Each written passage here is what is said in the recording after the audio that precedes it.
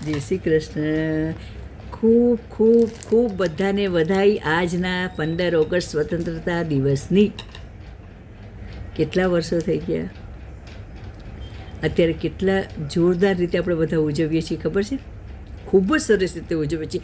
દરેક બિલ્ડિંગમાં ધ્વજવંદન કરીએ છીએ, નાસ્તા પાણી કરીએ છીએ, બધા ભેગા મળીએ છીએ અને અલગ જ બધાની અંદરની જે ફિલિંગ હોય ને એ આખી અલગ જ હોય છે. બધાને ત્યારે ઉત્સાહ પણ અલગ જ હોય છે. આજે મેં શું જોયું ખબર છે? ધ્વજવંદન કોણે કર્યું ખબર છે? જે બિલ્ડિંગમાં ધ્વજવંદન થયું ને એ બિલ્ડિંગના સભ્ય મેમ્બર સાથે સાથે એ બિલ્ડિંગમાં જે કામ કરનારા હતા ને એ એક ભાઈ, એ પણ એક સભ્ય.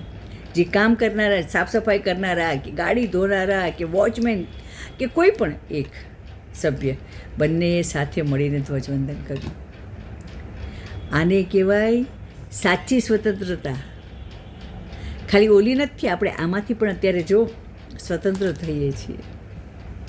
હવે આની સાથે સાથે આપણે બિલ્ડિંગમાં જ કોઈ નાનું બાળક હોય ને એને પણ સાથે લઈએ, એને પણ થોડું થોડું સમજાય કે આ ધ્વજવંદન આપણે શું કામ કરીએ છીએ, આપણે કેટલા વર્ષો ગુલામ રહ્યા છીએ. એટલે સાથે સાથે એકાદ બિલ્ડિંગના કોઈ પણ નાના બાળકને પણ સાથે, બાળક છે, યુવાન છે, યુવાનને પણ લેવાય. હો હા, ખાલી સિનિયર સિટીઝનને જ હક નથી, યુવાનને પણ આનો હક છે કે એને પણ આ પોતાની ફિલિંગ વ્યક્ત કરવાનો. અને હજી એક વાત, આપણે જ્યારે છોકરાઓ આપણા ઘરમાં નાના હોય ને તો આપણે શું કરીએ?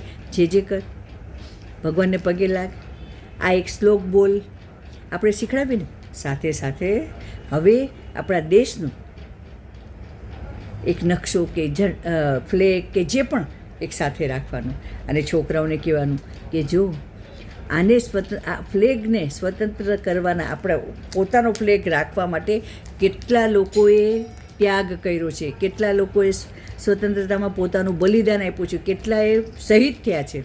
તો એનું પણ તમારે ધ્યાન રાખવાનું છે. ધર્મ સાથે કર્મ પણ.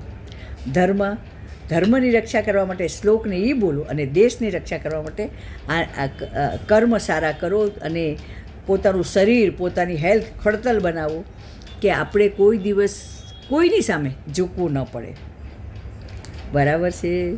જય શ્રી કૃષ્ણ. કીપ સ્માઇલિંગ, બી હેપી, હસતા રહો, ખુશ રહો અને આવી જ રીતે નવી નવી રીતે સ્વતંત્રતા દિવસ ઉજવો.